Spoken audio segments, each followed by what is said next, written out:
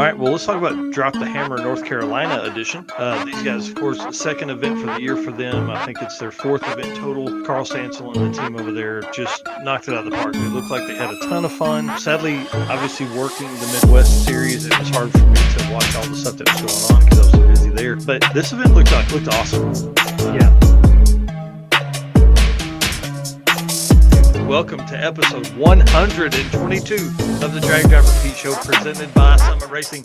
Tonight, tons of new names within this list here of the entries. I mean, like lots of people that I don't recognize. Now, that could be that I haven't dug in as deep maybe this year and all the stuff, but this looks like a big list of a lot of really cool stuff. Yeah. So we'll run through the winners here. Looks like the winner of Unlimited, Mr. Casey Banner, the dude that kind of kicked all of this off. He did Drop the Hammer, Michigan, and then was like, hey, man, what if we did one in North Carolina where I live, where he lives, and Carl was like, yeah, let's go. So Drop the Hammer North Carolina was brought to you by Banner Enterprises. It looks like he ended up with a 7:15 average at 100 miles an hour. Yep, then it looks like we got a 28 or 275. The winner of that was Richard Kinnison in a Dodge Dart, and average was a 5.504, 128, and that I assume would be an 8 mile. Yeah, everything was 8 miles. In the 545 class, which, hang on, I want to bring Jay in the back. Hey, real quick, sorry. Hey, surprise. I was in the middle of something.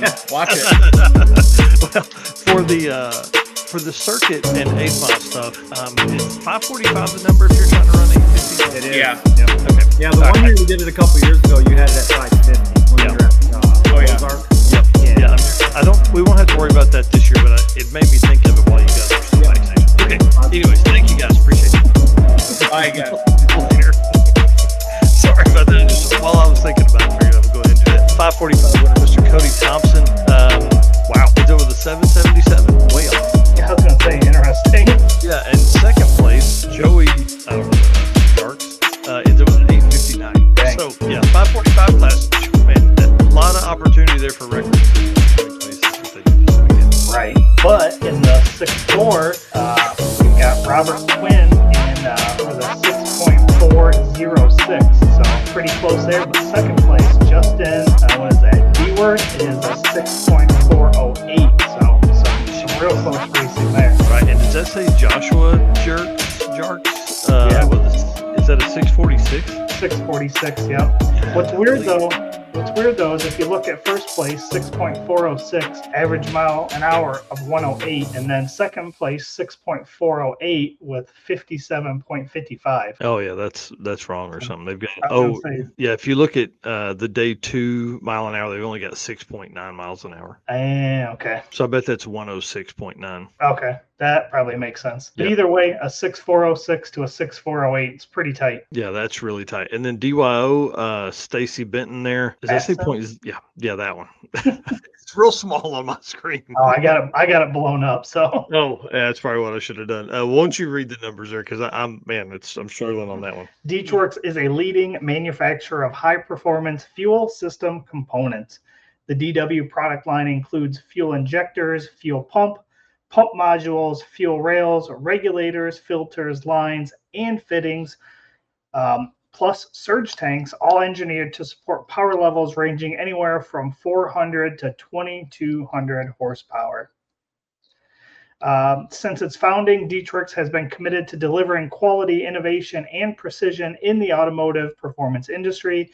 Every DW product is built to maximize reliability and efficiency, ensuring optimal fueling solutions for racers, tuners, and performance enthusiasts worldwide. With a focus on engineering excellence and industry-leading customer support, Deechworks continues to drive the future of high-performance fueling. Again, code DDR10 with Deechworks will also get you 10% off anything on their website. Yeah, so DYO Stacy Batson, 0.001 spread. Dude, Yeah, that's crazy. So second place was Carl Stansel himself with a 0.009. So both of those pretty close. But even if you look through the rest of these, you've got a .012, .012, a .014, and then a .096 and a .22. So all of those spreads are pretty decent. Yeah, everybody within less than a tenth. That's crazy. Yeah. Wow. And great job on that stuff. That's it's hard. I want people to understand about this. And I'm talking to somebody in particular that messaged me today about hosting their first event. Your first event's always tough.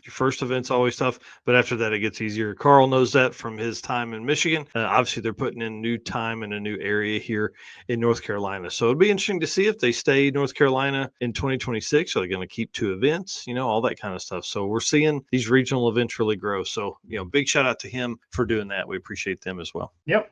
Just some photos here. I thought the scooter photo is pretty cool. Oh yeah. Everybody lining up there. And then again, thanks to the Deechworks team. Thanks to them, dude. They bought 4 of the parking lot beer shirts yesterday, man. It was awesome. That's on the same stack as yours. Nice.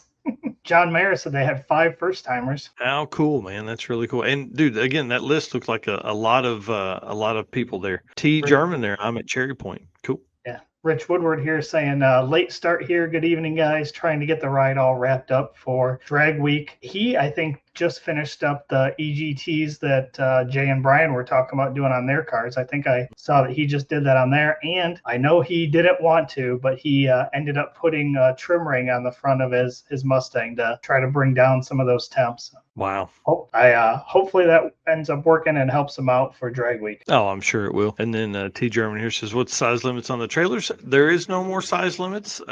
Some events may still have size limits, but the only rule now is single axle. So we saw Neil Torbett come the first year that it was just single axle rule, and that thing, I mean, it was a camper basically inside. Yeah. So it's pretty awesome. Yeah, so it's growing on. That's cool. Good deal. All right. Yeah. Deechworks, hit them up, guys. Any of your fueling system needs. So, guys, listen, thank you for being our race car friends. Thank you for being here. Hit the share button, please. If you're not following us here, you need to be doing that. Wherever you're watching this, hit the follow button. But then hit that share button. Let everybody know you're watching this tonight. We're got a ton of fun stuff. And thank you so much to our sponsors. Oh, man, this doesn't have AFCO Racing products on it. What the heck? How did I miss that?